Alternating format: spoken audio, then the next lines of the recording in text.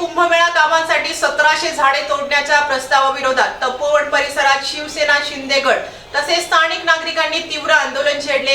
नाशिकचा विकास निसर्ग विनाशातून होऊ शकत नाही असा आरोप करत शिवसैनिकांनी करवत व कुऱ्हाड्यांना जाळून प्रतिकात्मक निषेध नोंदवला। कुंभमेळ्याच्या नावाखाली 33 वर्षे जमीन खासगी ठेकेदारांना देण्याचा प्रयत्न सुरू असल्याचा आरोपही त्यांनी केला। जिल्हा प्रमुख अजय बोरस्ते आणि महानगर प्रमुख प्रवीण बंटी तिदमे यांनी तपोवनातील एका झाडालाही हात लावू देणार नाही असा इशारा प्रशासनाला दिला आहे। स्टार न्यूज साठी मोहसिन पठाण, नाशिक।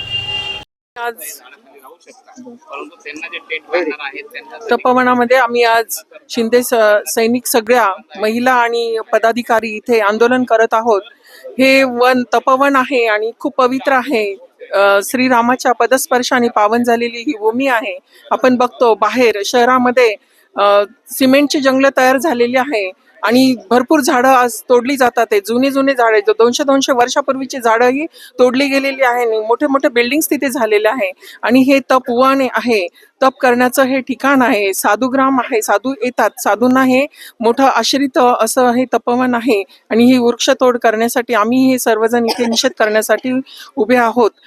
तरी आम्ही सर्वांतर्फे विनंती करतो की हे झाडांची आज शिवसेना पक्षाच्या वतीने आमचे उपनेते जिल्हा प्रमुख माननीय अजय दादा यांच्या नेतृत्वाखाली आम्ही इथे असंख्य शिवसैनिक नाशिककर तपोवन वाचवण्यासाठी मोठ्या प्रमाणात आंदोलन करत आहोत। खरं तर कुंभमेळा हा 12 वर्षातून होतो, कारण की का आपल्याला पुण्यसंचय करायचा असतो आणि ही जी नाशिक भूमी आहे इथे प्रभू रामचंद्रांचा वास झालेला आहे आणि ह्या नाशिकची ती ओळख आहे की त्यांनी तपोवनामध्ये त्यांचं 14 वर्ष कार्यकाल काढलेला आहे। जर अशी गोष्ट असेल तर तपोवनाचं महत्व किती आहे हे सगळ्यांना माहिती। जिथे नाशिकला विकास करून कुठला विकास हा नाशिककरांना नको आहे। आपण बघू की 33 वर्षाच्या करारावर ही जागा कोणाला तरी द्यायची व त्याच्या मोबदला त्याला मिळवण्यासाठी 1800 झाडांची कत्तल होती, तिला शिवसेनेचा विरोध आहे।